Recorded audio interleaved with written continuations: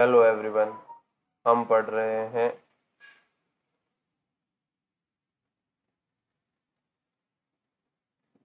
NCERT की books, जिसमें हम पहुंच चुके हैं क्लास 8 की हिस्ट्री, जिसका नाम है हमारे अतीत थर्ड, जिसमें अब इस वीडियो में है 5th चैप्टर, जिसका नाम है जब जनता बगावत करती है। 1857 और उसके बाद, मतलब 1857 और उसके बाद के सनों की कहानी या जो भी बातें हैं वो इस अध्याय में दी गई है। इसमें सबसे पहले एक चित्र है जिसमें सिपाही और किसान विद्रोह के लिए ताकत जुटाते हुए यह विद्रोह 1857 के उत्तर भारत में मैदानों में फैल गया था। यह 1857 की क्रांति का एक चित्र। नीतियां और लोग। पिछले अध्याय में आपने ईस्ट इंडिया कंपनी की नीतियों को, जनता और उनके प्रभावों के बारे में पढ़ा। इन नीतियों से राजाओं, रानियों, किसानों, जमींदारों, आदिवासियों, सिपाहियों सब पर तरह तरह के असर पड़े। आप ये भी देख चुके हैं कि जो नीतियां और कार्रवाइयां जनता के हित के में नहीं होती थी, जो उनकी भावनाओं को ठेस पहुंचाती थी, उसका लोग किस तरह विरोध करते थे। नवाबों की छंती सत्ता छिनती सत्ता। 18वीं सदी के मध्य में से ही राजाओं और नवाबों की ताकत छिनने लगी थी। उनकी सत्ता और सम्मान दोनों खत्म होने लगे थे। बहुत सारे दरबारों में रेजिडेंट तैनात कर दिए गए थे। स्थानीय शासकों की स्वतंत्रता घटती जा रही थी। उनकी सेनाओं को भंग कर दिया गया था और उनके राजस्व वसूल के अधिकार पर वह इलाके एक एक करके छीने जा रहे थे। बहुत सारे स्थानीय शासकों ने अपने हितों के लिए, शासन के लिए कंपनी के साथ बातचीत की थी। उदाहरण के लिए झांसी की रानी लक्ष्मीबाई चाहती थी कि कंपनी उनके पति की मृत्यु के बाद उनके गोद पुत्र को लिए बेटे को राजा मान ले। पेशवा बाजीराव द्वितीय के दत्तक पुत्र नाना साहेब ने भी कंपनी के आग्रह किया कि उनके पिता को जो पेंशन मिलती थी वह मृत्यु के बाद उन्हें मिलने लगी।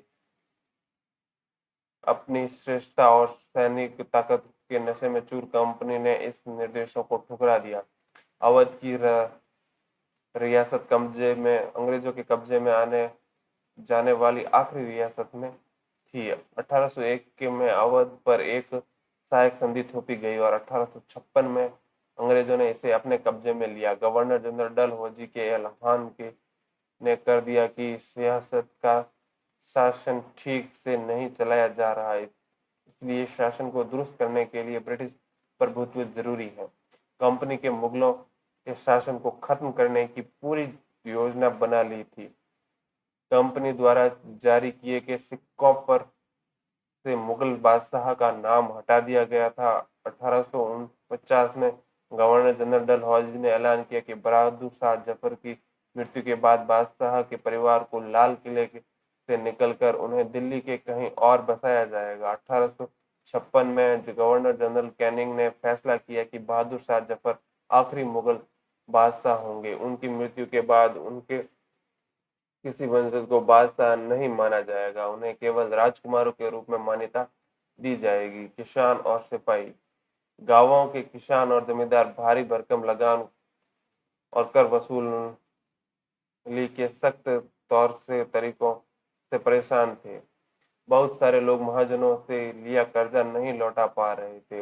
इसके कारण उनकी पीढ़ियों पुरानी जमीनें हाथ से निकलती जा रही थी। कंपनियों के तहत काम करने वाले भारतीय सिपाहियों के असंतोष की अपनी वजह थी। वे अपने वेतन भत्तों और सेवा शर्तों के कारण परेशान थे। कई नए नियम अपनी उनकी धार्मिक भावना और आस्थाओं को ठेस पहुंचाते थे। क्या आप जानते हैं कि उस जमाने में बहुत सारे लोग समुद्र पर नहीं जाना चाहते थे। उन्हें लगता था कि समुद्री यात्रा उनका धर्म और जाति भ्रष्ट हो जाएगा। जब 1824 में सिपाहियों को कंपनी की ओर से लड़ने के लिए समुद्र में के रास्ते बर्मा जाने का आदेश मिला तो उन्होंने इस हुक्म को मानने से इनकार कर दिया।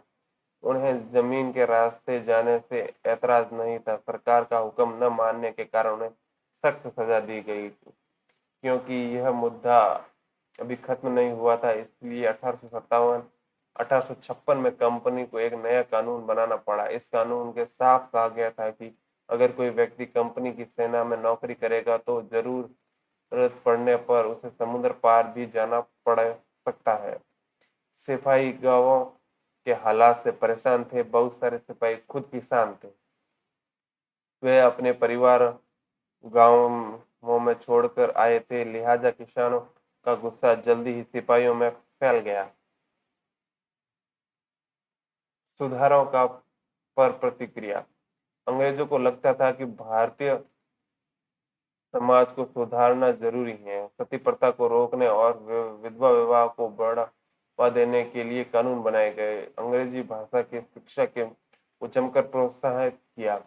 1830 के बाद कंपनी ने ईसाई मशीनरों को खुलकर काम करने और यहाँ तक कि जमीन व संपत्ति जुटाने की छूट दे दी। 1850 में एक नया कानून बनाया गया जिसके ईसाई धर्म को अपनाना और आसान हो गया। इस कानून में प्रावधान किया गया कि अगर कोई भारतीय व्यक्ति ईसाई धर्म अपनाता है तो भी पुरखों की संपत्ति पर उसका अधिकार पहले जैसा ही रहेगा। बहुत सारे भारतीयों को यकीन हो गया कि अंग्रेज उनका धर्म, उनके सामाजिक रीति रिवाज और परंपरा जीवन शैली को नष्ट कर रहे हैं। दूसरी तरफ ऐसे भारतीय भी थे जो मौजूदा सामाजिक व्यवस्था में बदलाव चाहते थे। इन सुधारकों और उनके सुधार आंदोलनों के बारे में आप अध्याय 8 में पढ़ेंगे। ये एक चित्र दिया गया है जिसमें उत्तर भारत के बाजारों में सिपाही खबरें अफवाहें फैलाते हुए जनता की नजर से उस जमाने में लोग अंग्रेज शासन के बारे में क्या सोचते थे उसका जायजा लेने के लिए आप स्रोत 1 और स्रोत 2 पढ़ सकते हैं। स्रोत 1 में दिया गया है 84 नियमों की सूची। यहाँ महाराष्ट्र के एक गांव में रहने वाले ब्राह्मण विष्णु भट्ट गोडसे द्वारा लिखित पुस्तक मांझा प्रवास के कुछ अंश दिए गए हैं। विष्णु भट्ट और उसके चाचा मथुरा के में आयोजित किए गए जा रहे एक यज्ञ में भाग लेने के लिए निकले थे। विष्णु भट्ट लिखते हैं कि रास्ते में उनकी मुलाकात सिपाहियों से हुई। उन्होंने उन्हें सलाह दी कि वे वापस लौट जाएं, क्योंकि 3 दिन के भीतर चारों तरफ कोहरा मच जाएगा। सिपाहियों ने जो कहा वह इस प्रकार था। अंग्रेज सरकार हिंदुओं और मुसलमानों के धर्म को नष्ट करने का पर आमादा है। उन्होंने 84 नियमों की एक सूची बनाई और कलकत्ता में सारे राजाओं और राजकुमारों की मौजूदगी में इसका ऐलान कर दिया है। उन्होंने सिपाहियों ने बताया कि राजा इन नियमों को मानने के लिए तैयार नहीं है। उन्होंने राजा अंग्रेजों को घातक परिणामों की चेतावनी दी। राजाओं ने कहा कि अगर वे नियम नहीं लिए गए तो भारी उथल पुथल मच जाएगी। कि भारी जगह राजा भारी गुस्से में अपनी राजधानियों को लौट गए। तमाम बड़े लोग योजनाएं बना रहे हैं। धर्म युद्ध के लिए तारीख तय की गई है और मेरठ छावनी में एक गुप्त योजना तैयार करके विभिन्न छावनियों में भेज दी गई है। जल्द ही ये स्रोत 2 में है। जल्द ही हर टुकड़ी में उत्तेजना छा गई।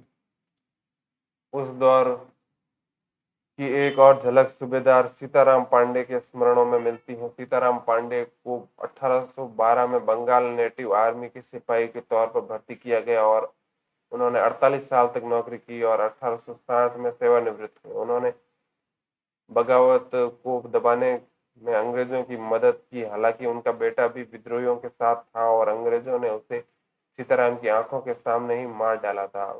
अपने निवृत्ति के बाद उसके कमान अफसर नारगेट ने उन्हें अपने स्मरण लिखने के लिए प्रेरित किया। सीताराम ने 1861 में अवधी भाषा में अपने स्मरण लिखे, जिनका नारगेट ने अंग्रेजी में अनुवाद किया और फ्रॉम स्पाई टू सूबेदार, सिपाही से सूबेदार तक के नाम से प्रकाशित करवाया। सीताराम पांडे के स्मरणों का एक अंश इस प्रकार था। मेरा मानना है कि अवध पर कब्जे से सिपाहियों के भीतर गहरा अविश्वास भर गया था और वे सरकार के खिलाफ साजिशें रचने लगे थे। अवध के नवाब और दिल्ली बादशाह के नुमाइंदों ने सेना की नब्ज जानने के पूरे भारत में भेज दिया गया। उन्होंने सिपाहियों की भावनाओं को हवा दी और उन्होंने सिपाहियों को बताया कि विदेशियों ने बादशाह के साथ कितना बड़ा धोखा किया है। उन्होंने हजारों झूठ गढ़ डाले और सिपाहियों को अपने मालिक और अंग्रेजों के खिलाफ बगावत करने के लिए उकसाया ताकि दिल्ली के बादशाह को दोबारा गद्दी पर बैठाया जा सके। उनकी दलील थी कि अगर सिपाही मिलकर काम करें और उन्हें सुझावों पर अमल करें तो सेना ऐसा कर सकती है। मेरठ में विद्रोही सिपाही अफसरों पर हमला करते हैं और उनके घरों में घुस जाते हैं और इमारतों में आग लगा देते हैं। संयोग से इसी समय सरकार ने हर एक रेजिमेंट में कुछ लोगों को नई राइफल के इस्तेमाल का तरीका बताने के लिए अलग छावनी में भेजा। इन लोगों ने कुछ समय तक सिपाहियों को प्रशिक्षित किया। इसी दौरान न जाने कहां से खबर फैल गई कि इन राइफलों में इस्तेमाल होने वाले कारतूसों पर गाय और सुअर की चर्बी का लेप चढ़ाया गया है। हमारी रेजिमेंट के लोग दूसरे लोगों की लिखकर ये खबर भेजने लगे और जल्द ही हर एक रेजिमेंट में उत्तेजना का माहौल बन गया। कुछ लोगों ने कहा कि उनकी 40 साल की नौकरी में सरकार ने उन्हें महजब को चोट पहुंचाने के लिए कभी कुछ नहीं किया था, लेकिन जैसा कि मैंने पहले ही जिक्र किया है, अवध पर कब्जे के कारण सिपाही पहले ही गुस्से में थे। स्वार्थी लोगों ने फौरन ये कहानी गढ़ दी कि अंग्रेज तो सबको ईसाई बनाना चाहते हैं, इसलिए उन्होंने ऐसे कारतूस तैयार किए ताकि उन्हें इस्तेमाल करने में मुसलमान और हिंदू दोनों ही भ्रष्ट हो जाएं। कर्नल साहब का मानना था कि यह बेचैनी जो उन्हें भी साफ दिखाई दे रही थी, इस बार भी अपने आप खत्म हो जाएगी और उन्होंने मुझे घर चले जाने की हिदायत दी। सीताराम पांडे, फॉर्म सिपाही टू सूबेदार, पृष्ठ संख्या 162। सैनिक विद्रोह जन विद्रोह बन गया। सैनिक विद्रोह क्या होता है? जब सिपाही इकट्ठा होकर अपने सैनिक अफसरों का हुक्म मानने से इनकार कर देते हैं। तो यद्यपि शासक और प्रजा के बीच संघर्ष कोई अनोखी बात नहीं होती, लेकिन कभी कभी ये संघर्ष इतने फैल जाते हैं कि राज्य की सत्ता छिन्न भिन्न हो जाती है। बहुत सारे लोग मानने लगे कि उस सबका शत्रु एक है, इसलिए वे सभी कुछ करना चाहते थे। इस तरह की स्थिति में हालात अपने हाथ में लेने के लिए लोगों को संगठित होना पड़ता है। उन्हें संचार, पहलकदमी और आत्मविश्वास का परिचय देना होता है।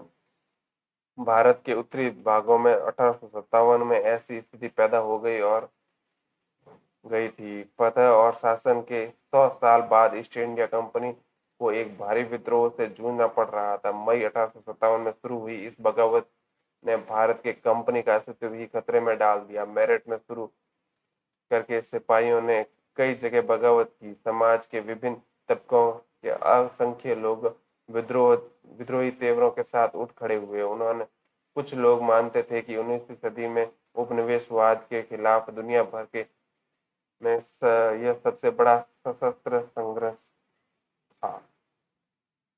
ये एक और तस्वीर दी गई है जिसमें कैवेलरी लाइन में युद्ध। 3 जुलाई 1857 को 3000 से ज्यादा विद्रोही बरेली से दिल्ली आ पहुंचे। उन्होंने यमुना को पार किया और ब्रिटिश कैवेलरी चौकियों पर धावा बोल दिया और यह युद्ध पूरी रात चलता रहा। मेरठ से दिल्ली तक 29 मार्च 1857 को युवा सिपाही मंगल पांडे को बैरकपुर के अफसरों पर हमला करने के आरोप में फांसी पर लटका दिया गया। चंद दिन बाद मेरठ में तैनात कुछ सिपाहियों ने नए कारतूसों के साथ फौजी अभ्यास करने से इनकार कर दिया। सिपाहियों को लगता था कि उन कारतूसों पर गाय और सूअर की चर्बी का लेप चढ़ाया गया था। 85 सिपाहियों को नौकरी से निकाल दिया गया। उन्हें अपने अफसरों का हुक्म न मानने के आरोप में 10 साल की सजा दी गई। यह 19 मई 1857 की बात है। मेरठ के में तैनात दूसरे भारतीय सिपाहियों की प्रतिक्रिया बहुत जबरदस्त रही। 10 सिपाहियों 10 मई को सिपाहियों को मेरठ की जेल पर धावा बोलकर वहां बंद सिपाहियों को आजाद करा लिया। उन्होंने अंग्रेज अफसरों पर हमला करने उन्हें मार गिराया। उन्होंने बंदूक और हथियार कब्जे में ले लिए और अंग्रेजों की इमारतें संपत्ति को आग के हवाले कर दिया। उन्होंने फिरंगियों के खिलाफ युद्ध का ऐलान कर दिया। और फिरंगी का मतलब है विदेशी। जब इस सब में अपमान का भाव आता है। ये है मंगल पांडे की स्मृति में डाक टिकट जारी किया गया था। उन्होंने फिरंगियों के खिलाफ युद्ध का ऐलान कर दिया। सिपाही पूरे देश में अंग्रेजों के शासन को खत्म करने का आमादा थे, लेकिन सवाल ये था कि अंग्रेजों के जाने के बाद अंग्रेज देश का शासन कौन चलाएगा। अंग्रेज सिपाहियों ने इसका जवाब भी ढूंढ निकाला। वे मुगल सम्राट बहादुर शाह जफर को देश का शासन सौंपना चाहते थे। मेरठ के कुछ सिपाहियों की एक टोली 10 मई की रात को घोड़ों पर सवार होकर मुंह अंधेरे ही दिल्ली पहुंच गई। जैसे ही उनके आने की खबर फैली, दिल्ली में तैनात टुकड़ियों ने भी बगावत कर दी। जहां यहाँ भी अंग्रेज अफसर मारे गए। देसी सिपाहियों ने हथियार व गोले बारूद कब्जे में ले लिए और इमारतों को आग लगा दी। विजयी सिपाही लाल किले की दीवारों के आसपास जमा हो गए। वे बादशाह से मिलने चाहते थे। बादशाह अंग्रेजों की भारी ताकत से दो दो हाथ करने को तैयार नहीं थे, लेकिन सिपाही भी अड़े रहे। आखिरकार वे जबरन महल में घुस गए और उन्होंने बहादुर शाह जफर को अपना नेता घोषित कर दिया। बूढ़े बादशाह को सिपाही की यह मांग माननी पड़ी और उन्होंने देश भर के मुखियाओं को शासन को कुछ चिट्ठी लिखकर अंग्रेजों के लड़ने के लिए भारतीय राजाओं को एक संघ बनाने का आह्वान किया। बहादुर शाह के इस एकमात्र कदम से गहरे परिणाम सामने आए। ये तस्वीर है बहादुर शाह जफर की। अंग्रेज पहले देश के एक बहुत बड़े हिस्से पर मुगल साम्राज्य का ही शासन था। ज्यादातर लोग छोटे शासक और रजवाड़े मुगल बादशाह के नाम पर ही अपने इलाके में शासन चलाते थे। ब्रिटिश शासन के विस्तार और भय भीत ऐसे बहुत सारे शासकों को लगता था कि अगर मुगल बादशाह दोबारा शासन स्थापित कर ले तो मुगल आधिपत्य में दोबारा अपने इलाकों पर शासन बेफिक्र होकर चलाने लगेंगे। अंग्रेजों को इन घटनाओं से की उम्मीद नहीं थी। उन्हें लगता था कि कारतूसों के मुद्दे पर पैदा हुई उथल पुथल पर कुछ समय शांत हो जाएंगे, लेकिन जब बहादुर शाह जफर ने बगावत को अपना समर्थन दिया तो स्थिति रातों रात बदल गई। अक्सर ऐसा होता है कि जब लोगों को कोई रास्ता दिखाई देने लगता है तो उनका उत्साह और साहस बढ़ जाता है।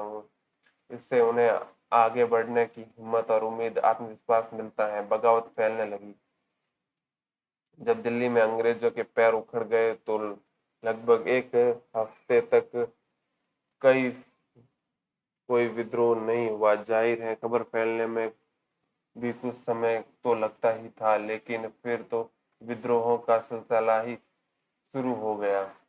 एक के बाद एक रेजिमेंट सिपाहियों ने विद्रोह कर दिया और वे दिल्ली, कानपुर, लखनऊ जैसे मुख्य बिंदुओं पर दूसरी टुकड़ियों के साथ देने को निकल पड़े। उनकी देखा देखी कस्बों और गांवों के लोग भी बगावत के रास्ते पर चलने लगे। वे स्थानीय नेताओं, जमींदारों और मुखियाओं को पीछे इस संगठित हो गए और वे लोग अपनी सत्ता स्थापित करने और अंग्रेजों से लोहा लेने को तैयार थे। स्वर्गीय पेशवा बाजीराव के दत्तक पुत्र नाना साहेब कानपुर के पास रहते थे।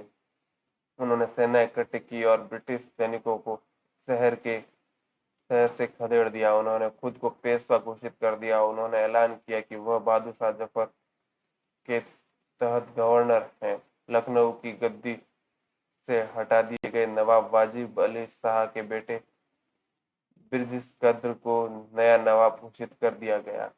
ये चित्र है नाना साहब का और नीचे चित्र दिया हुआ है जैसे जैसे विद्रोह फैला, छावनियों और अंग्रेज अफसरों को मारा जाने लगा। ब्रिटिश कद्र ने भी बहादुर शाह जफर को अपना बादशाह मान लिया। उनकी मां बेगम हजरत महल ने अंग्रेजों के खिलाफ विद्रोह को बढ़ावा देने में बढ़ चढ़कर हिस्सा लिया। झांसी में रानी लक्ष्मीबाई की विद्रोह सिपाहियों के साथ जा मिली। उन्होंने नाना साहेब से सेनापति तात्या टोपे के साथ मिलकर अंग्रेजों के भारी चुनौती दी। मध्य प्रदेश में मांडला क्षेत्र में राजगढ़ की रानी अवंतीबाई लोधी ने 4000 सैनिकों की फौज तैयार की और अंग्रेजों के खिलाफ उसका नेतृत्व किया। उन्होंने ब्रिटिश शासन ने उनके राज्य के प्रशासन पर नियंत्रण कर लिया था। विद्रोही टुकड़ियों के सामने अंग्रेजों की संख्या बहुत कम थी। उन बहुत सारे मोर्चों पर उनकी जबरदस्त हार हुई। इससे लोगों को यकीन हो गया कि अब अंग्रेजों का शासन खत्म हो चुका है। अब लोगों को विद्रोहियों में कूद पड़ने का गहरा आत्मविश्वास मिल गया। खासतौर पर वे अवध के इलाके में चौतरफा बगावत की स्थिति थी। 6 अगस्त 1857 में लेफ्टिनेंट गवर्नर टाइलर ने अपने कमांड इन चीफ को टेलीग्राम भेजा और उनसे उन्होंने अंग्रेजों के भय को व्यक्त किया था। हमारे लोग विरोधियों की संख्या और लगातार लड़ाई से थक गए हैं। एक एक गांव हमारे खिलाफ है। जमींदार भी हमारे खिलाफ खड़े हो गए हैं। ये तस्वीर दी गई है रानी लक्ष्मीबाई की। इस दौर में बहुत सारे महत्वपूर्ण नेता सामने आए। उदाहरण के लिए फैजाबाद के मौलवी अब्दुल्ला शाह ने भविष्यवाणी कर दी कि अंग्रेजों का शासन जल्दी ही खत्म हो जाएगा। वह समझ चुके थे कि जनता क्या चाहती है। इसी आधार पर उन्होंने अपने समर्थकों को एक विशाल संख्या जुटा ली और अपने समर्थकों के साथ वे भी अंग्रेजों से लड़ने लखनऊ पहुंचे। दिल्ली के अंग्रेजों का सफाया करने के लिए बहुत सारे गाजी यानी धर्म योद्धा इकट्ठा हो गए थे। बरेली के सिपाही बख्त खान ने लड़ाकों की एक विशाल टुकड़ी के साथ दिल्ली की ओर कूच कर दिया। वह इस बगावत में एक मुख्य व्यक्ति साबित हुए। बिहार के एक पुराने जमींदार कुंवर सिंह ने भी विद्रोही सिपाहियों के साथ दिया और महीनों तक अंग्रेजों से लड़ाई लड़ी। तमाम इलाकों में के नेता और लड़ाके इस युद्ध के में हिस्सा ले रहे थे। ये है वीर कुंवर सिंह के चित्र और ये है ब्रिटिश टुकड़ियों विद्रोहियों पर हमला करती हैं और जिन्हें दिल्ली के लाल किले दाएं और सलीमगढ़ किले बाएं पर कब्जा हुआ था। ये चित्र है और विद्रोही सिपाही मेरठ से दिल्ली की तरफ कूच करते हैं। शुरू में अंग्रेजी सैनिकों ने दिल्ली की भारी किलेबंदी को तोड़ने में मुश्किल हुई। 3 सितंबर 1857 को अंग्रेजी सैनिकों को और ज्यादा हथियार गोले आदि पहुंचाए गए। ये गाड़ियां पर लदे हुए थे जिन्हें हाथी खींच रहे थे और इनकी कतार 7 मील लंबी थी। कंपनी का पलटवार। इस उथल पुथल के बावजूद अंग्रेजों की हिम्मत नहीं छोड़ी और कंपनी ने अपनी पूरी ताकत लगाकर विद्रोह को कुचलने का फैसला किया। उन्होंने इंग्लैंड से और फौजी मंगवाए। विद्रोहियों को जल्दी सजा देने के लिए नए कानून बनाए और विद्रोह के मुख्य केंद्रों पर धावा बोल दिया। सितंबर 1857 में दिल्ली दोबारा अंग्रेजों के कब्जे में आ गई। अंतिम मुगल बादशाह बहादुर शाह जफर पर मुकदमा चलाया गया और उन्हें आजीवन कारावास की सजा दी गई। उनके बेटों को उनकी आंखों के सामने गोली मार दी गई। बहादुर शाह और उनकी पत्नी बेगम जीनत महल को अक्टूबर 1857 में रंगून जेल भेज दिया गया। इसी जेल में नवंबर 1862 में बहादुर शाह जफर ने अंतिम सांस ली। दिल्ली पर अंग्रेजों का कब्जा हो जाने का यह मतलब नहीं था कि विद्रोह खत्म हो चुका था। उसके बाद भी लोग अंग्रेजों से टक्कर लेते रहे। व्यापक बगावत की विशाल ताकत को कुचलने के लिए अंग्रेजों ने अगले 2 साल तक लड़ाई लड़नी पड़ी। मार्च 1858 में लखनऊ अंग्रेजों के कब्जे में चला गया। जून 1858 में रानी लक्ष्मीबाई की शिरकत हुई और उन्हें मार दिया गया। दुर्भाग्यवश ऐसी ही रानी अवंतीबाई लोधी के साथ हुआ। खेड़ी की शुरुआत विजय के बाद उन्होंने अपने आप को अंग्रेजी फौज से घिरा पाया और वे शहीद हो गई। ये चित्र है तात्या टोपे का और तात्या टोपे की स्मृति में जारी डाक टिकट। तात्या टोपे मध्य भारत के जंगलों में रहते हुए आदिवासियों के और किसानों की सहायता से छापेमार युद्ध चलाते रहे। जिस तरह पहले अंग्रेजों के खिलाफ मिली सफलताओं से विद्रोहियों को उत्साह मिला था, उसी तरह विद्रोही ताकतों की हार से लोगों की हिम्मत टूटने लगी। बहुत सारे लोगों ने विद्रोहों का साथ छोड़ दिया। अंग्रेजों ने भी लोगों का विश्वास जीतने के लिए हर संभव प्रयास किए और उन्होंने वफादार भूस्वामियों के लिए इनामों का ऐलान किया। उन्हें विश्वास दिला दिया गया कि उनकी जमीन पर उनके परंपरागत अधिकार बने रहेंगे। उन्होंने विद्रोह किया था और उनके उससे कहा गया कि अगर वे अंग्रेजों के सामने समर्पण कर देते हैं तो उन्होंने किसी अंग्रेज की हत्या नहीं की है तो वे सुरक्षित रहेंगे और जमीन पर उनके अधिकार और दावेदारी बनी रहेगी। इसके बावजूद सैकड़ों सिपाहियों, विद्रोहियों, नवाबों और राजाओं पर मुकदमे चलाए गए और उन्हें फांसी पर लटका दिया गया। ये चित्र है। ऊपर अंग्रेजी टुकड़ी दिल्ली में घुसने के लिए कश्मीरी गेट के बारूद से उड़ा देती है और नीचे ये चित्र है। अंग्रेजी टुकड़ी कानपुर से पास विद्रोहियों को पकड़ लेती है और ध्यान से देखने के लिए किस तरह कलाकार ने अंग्रेज सिपाहियों को बहादुर इससे विद्रोहियों पर धावा बोलते हुए दिखाया है।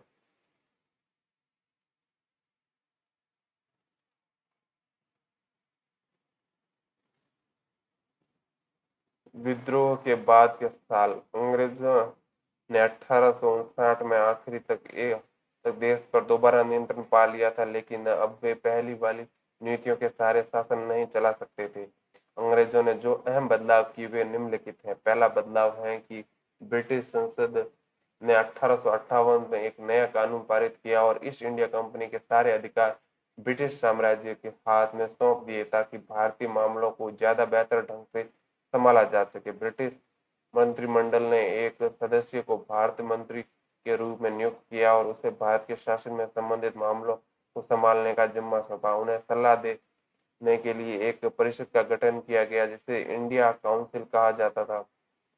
भारत का गवर्नर जनरल जो वायसराय का ओहदा लिया गया। इस प्रकार उसे इंग्लैंड के राजा रानी का निजी प्रतिनिधि घोषित कर दिया गया। फलस्वरूप अंग्रेज सरकार ने भारत के शासन की जिम्मेदारी सीधे अपने हाथ में ले ली। दूसरा है कि देश के सभी शासकों को भरोसा दिया गया कि भविष्य में कभी भी उनके भू क्षेत्र पर कब्जा नहीं किया जाएगा। उन्हें अपनी रियासत अपने वंशजों यहाँ तक कि दत्तक पुत्रों को सौंपने की छूट दे दी गई, लेकिन उन्हें इस बात के लिए प्रेरित किया गया कि वे ब्रिटेन की रानी को अपना अधिपति स्वीकार करें। इस तरह भारतीय शासकों को ब्रिटिश साम्राज्य के अधीन शासन चलाने की छूट दी गई। तीसरा है सेना ने में भारतीय सिपाहियों का एक अनुपात कम करने और यूरोपीय सिपाहियों की संख्या बढ़ाने का फैसला लिया गया। यह भी तय किया गया कि अवध, बिहार, मगध, मध्य भारत और दक्षिण भारत में सिपाहियों को भर्ती करने की बजाय अब गोरखा, सिखों और पठानों को ज्यादा सिपाही भर्ती किए जाएंगे। मुसलमानों चाहता था कि मुसलमानों की जमीन को और संपत्ति बड़े पैमाने पर जब्त की गई और उन्हें संदेह व शत्रुता के भाव से देखा जाने लगा। अंग्रेजों को लगता था कि यह विद्रोह को उन्होंने ही खड़ा किया था। पांचवा है कि अंग्रेजों ने फैसला किया कि वे भारत के लोगों के धर्म और सामाजिक रीति रिवाज का सम्मान करेंगे। छठा है कि भूवासियों और जमींदारों की रक्षा करने और जमीन पर उनके अधिकारों को स्थायित्व देने की नीतियां बनाई गई। इस प्रकार 1857 के बाद इतिहास का एक नया चरण शुरू हुआ। इस चित्र में दिया गया है उत्तर भारत के विद्रोह के कुछ प्रमुख केंद्र, जिसमें ये रेड कलर से दिया हुआ है विद्रोह के मुख्य केंद्र और जो ब्लैक कलर में है विद्रोह के अन्य केंद्र।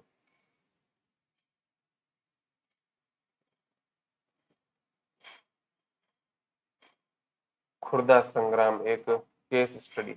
1857 की घटना से पहले उसी प्रकार की एक घटना 1817 में खुर्दा नामक एक स्थान पर घटित हुई।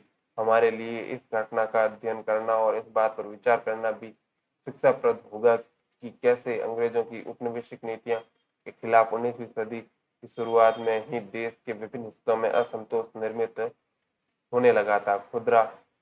खुर्दा जो कि उड़ीसा के दक्षिणी पूर्वी भाग में स्थित एक छोटा सा राज्य था, वह 19वीं शताब्दी की शुरुआत में 105 गढ़ों जिसमें 16 60 बड़े और 1109 छोटे गांव सम्मिलित थे। एक जनबहुलीय उपजाऊ क्षेत्र था। उसके शासक राजा वीर किशोर देव को स्वयं अधिकृत 4 परगनों को तथा जगन्नाथ मंदिर के संचालित अधिकार समेत 14 गढ़ जातों के प्रशासनिक उत्तरदायित्व को पूर्व में दबाव के में आकर मराठाओं को सौंप देना पड़ा था और उनके पुत्र तथा उत्तराधिकारी मुकुंद देव द्वितीय इस दुर्दशा से विचलित थे। अतः अंग्रेजों और मराठों के बीच जारी संघर्ष में अपने लिए एक मौका देखते हुए उन्होंने अपने खोए हुए क्षेत्रों पर तथा जगन्नाथ मंदिर की देखरेख में संबंधित अधिकारों की पुनः प्राप्ति हेतु अंग्रेजों के साथ सलाह मशवरा शुरू कर दिया था। परंतु 1803 में उड़ीसा को अपने कब्जे में लेने के बाद अंग्रेजों ने उन्हें इन दोनों मुद्दों में से किसी भी सकारात्मक कार्रवाई के करने की दिशा निर्देश की रुचि नहीं दिखाई। परिणामतः उड़ीसा के दूसरे सामंत राजाओं के साथ मिलकर तथा मराठाओं के गुप्त समर्थन से उन्होंने जबरन अपने अधिकारों को लागू करने का प्रयास किया। इसकी वजह से उन्हें अपने पद से विस्थापित होना पड़ा और अंग्रेजों ने उनके राज्य को अपने में मिला लिया, सांत्वना के रूप में एक नियमित अनुदान के साथ, जो कि उनकी पूर्व भूसंपत्ति और राजस्व का मात्र एक दशमांश था। अंग्रेजों ने उन्हें जगन्नाथ मंदिर की देखरेख का दायित्व दिया तथा उनकी निवासपुरी में निश्चित कर दिया। इस अनैतिक व्यवस्था से उड़ीसा के दमनकारी विदेशी शासन के एक ऐसे युग का आरंभ हुआ जिसमें 1817 में एक गंभीर सशस्त्र संग्राम का मार्ग प्रशस्त हुआ। खुर्दा को अपने अधीन करने के तुरंत बाद अंग्रेजों ने राजस्व निर्भर जमीन पर कर लगाने की नीति अपनाई। इसमें राजस्व के पूर्व सैनिक वर्ग, कई जिन्हें पाइक के नाम से जाना जाता था, उनका जीवन बुरी तरह से प्रभावित हुआ। इस नीति की भयावहता राजस्व की मांग के अनुचित वृद्धि और इस संग्रह के दमनकारी तरीकों से और भी बढ़ गई थी। इस कार्रवाई के फलस्वरूप 1805 और 1817 के बीच में खुदरा के बड़े पैमाने पर लोगों के जीवन छोड़ कर चले गए। फिर भी अंग्रेजों ने अस्थायी बंदोबस्त के तहत राजस्व भुगतान की नीति को चालू रखा, जिससे जमीन की उपजाऊ क्षमता तथा रैयतों की भुगतान की क्षमता की अनदेखी करते हुए हर वर्ष राजस्व की मांग में वृद्धि की गई। यहाँ तक कि प्राकृतिक आपदाओं के समय में भी कोई उदारता नहीं दिखाई गई, जबकि ओडिशा में ऐसी आपदाएं अक्सर आती रहती थी।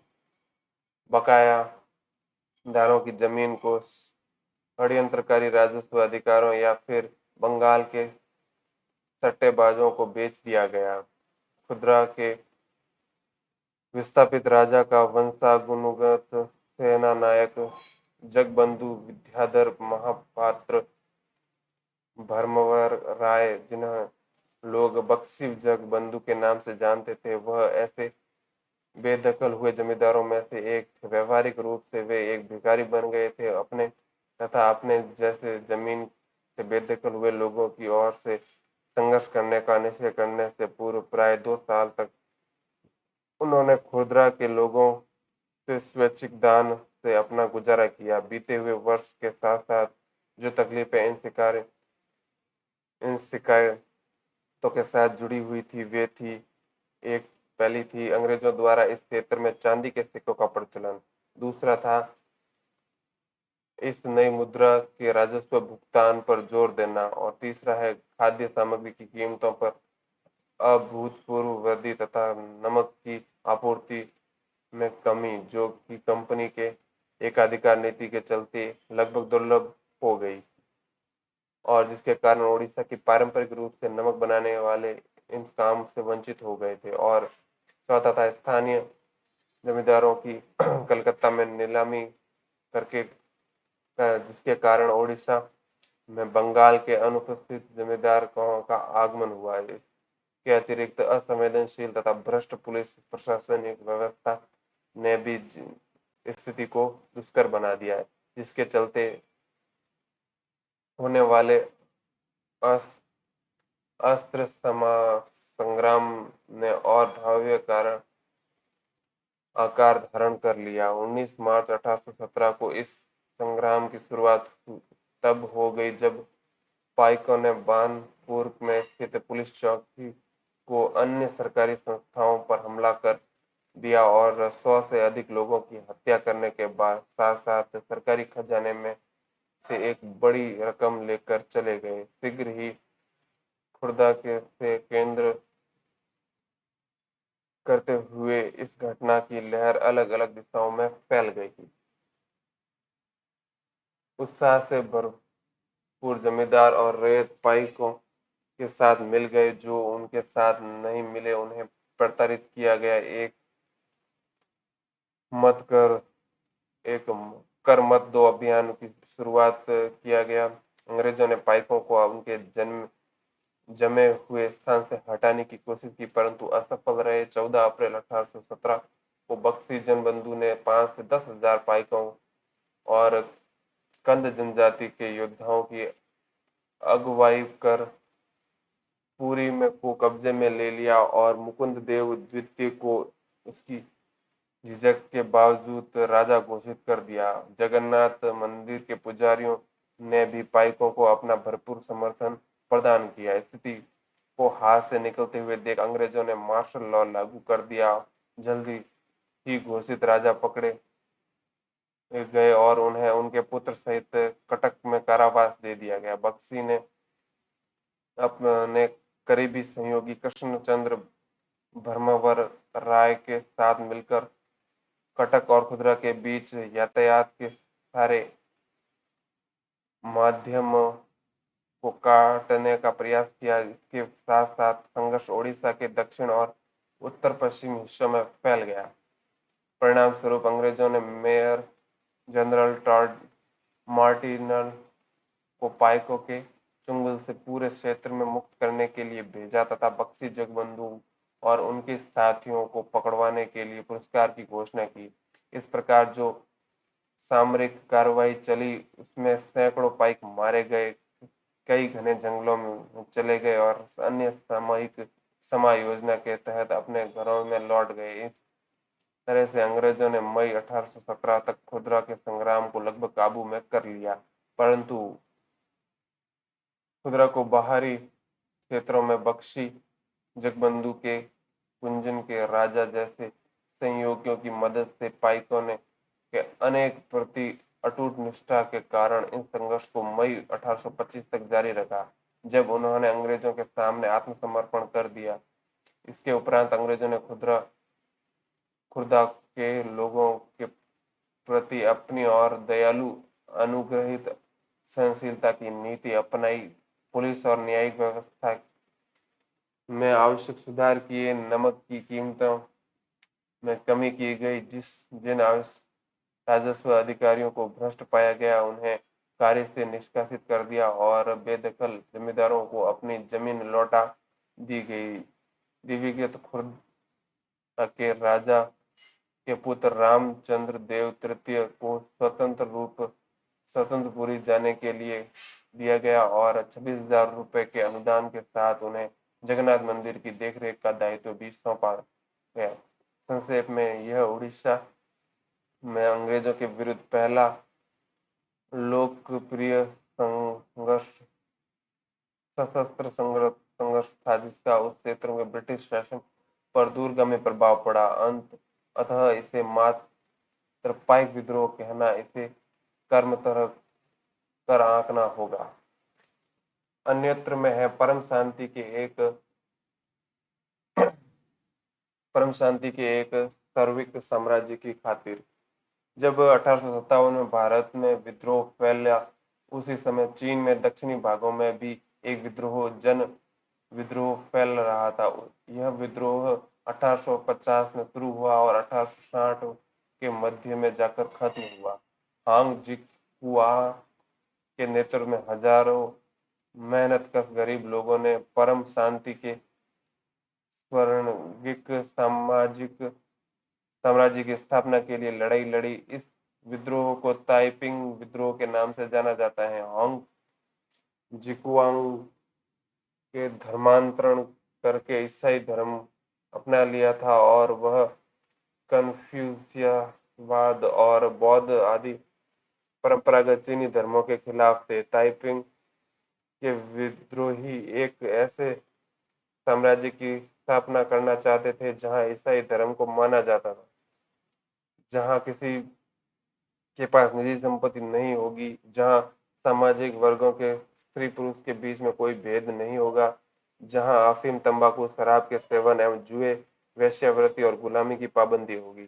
चीन में तैनात अंग्रेज और फ्रांसीसी सेनाओं ने ताइपिंग विद्रोह के दबाने के लिए किंग साम्राज्य के बादशाह की काफी मदद ली। इसी के साथ ये चैप्टर भी समाप्त होता है और नेक्स्ट वीडियो में हम पढ़ेंगे इस बुक का नेक्स्ट चैप्टर। तब तक के लिए धन्यवाद। Thank you.